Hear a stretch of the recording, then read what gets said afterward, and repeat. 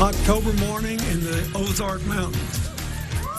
41 years ago, on an October morning like this in the Ozark Mountains, I went to work there teaching at the University of Arkansas Law School. Those years were some of the happiest years Hillary and I ever had. I love living here. I love teaching here. I love being with the students. I did like the football games on Saturday afternoon. Referring to a song he commissioned as governor, celebrating the 150th birthday of the state of Arkansas, President Bill Clinton back on campus today. Good evening, I'm Jonathan Martinez. And I'm Lynn Baker. Thank you for joining us tonight. Politics taking center stage in Northwest Arkansas with the return of the 42nd President Bill Clinton. The former University of Arkansas law professor arrived back on campus a little after 11 o'clock this morning. Clinton's return to the natural state has been the talk of the political world since he first touched down on yesterday. For those wondering why he returned to his birth state, well, Clinton made his passion for Arkansas clear in his speech today. There was a story in one of the blog sites the other day highlighted Bubba goes back to the Briar Patch. Clinton's Arkansas obsession. Well, I am obsessed. I did not come back to the Briar Patch. I came back to the future. You are the future of this state. The former president seemed wistful at times about being back right here in Northwest Arkansas.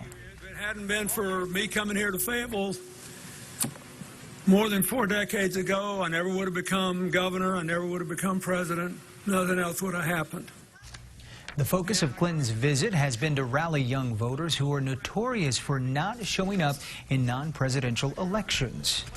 You got more at stake in this election than people like me. I have more yesterdays than tomorrows. You've got more tomorrows than yesterdays, and you better show up and protect your tomorrow. Clinton also discussed the strengthening economy, saying the greatest threat to progress is political dysfunction, however, that together there was no country better poised for progress than the United States. Now, 3 of the 4 official stops on Clinton's itinerary on college campuses. And the former president's visit coinciding with the deadline for voter registration around the state. But will young voters be inspired enough by a trip from the former Arkansas governor to show up at the polls? Our Kyle Landberger was at the rally today and joins us live from the Student Union with more tonight. Kyle? Yeah, earlier this afternoon, fans of the 42nd President of the United States packed into this area here at the Student Union.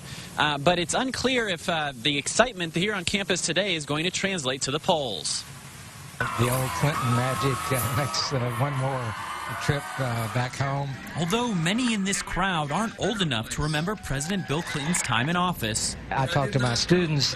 Most of them, the last time Clinton ran for office, they were 3 years old. They're the very voters Clinton's visit aims to influence. The Democrats realize that if they're going to do well in Arkansas and in other states, they need to get young people, they need to get working class people, they need to get minorities to the polls.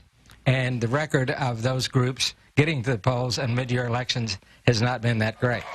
Journalism professor Hoyt Purvis wasn't surprised to see Clinton come to Fayetteville. Clinton has always been good about campaigning for his friends, and both Ross and Pryor are people with whom he has long-time contacts. It was perfectly to be expected, and I think Clinton delivered. But it's unclear what effect it will have in Arkansas's tight races. It was interesting to see today how the students and the young people responded.